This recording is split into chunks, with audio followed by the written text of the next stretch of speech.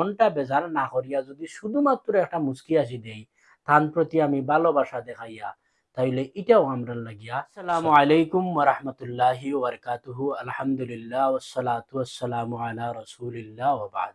সম্মানিত দর্শক শ্রোতাবৃন্দ, আজকে আলোচনা করব আমরা একজন মুসলমানে আরেক মুসলমানের হক কতটুকু।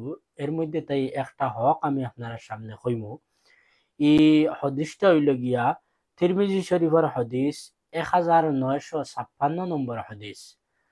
عن أبي ذر رضي الله تعالى عنه قال قال رسول الله صلى الله عليه وسلم تبسمك في وجه أخيك لك صدقة।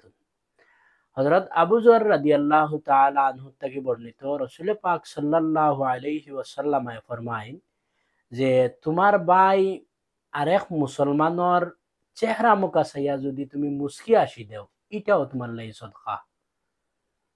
সুবহানাল্লাহ।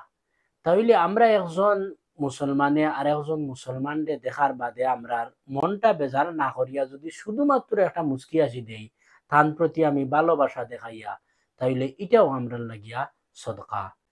আমরা যে কাম করমু খামর লগে লগে যদি আমার খামটা আমার অন্য বাইর লাগিয়া পছন্দ আমি করি, পছন্দ করার লগে লগে আমি সওয়াবের মস্তহি কইম।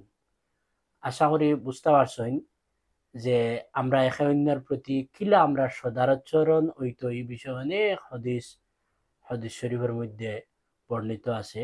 সবাই ধন্যবাদ জানাইয়া বিদায় নিয়ার। আসসালামু আলাইকুম ওয়া রাহমাতুল্লাহি ওয়া বারাকাতুহু।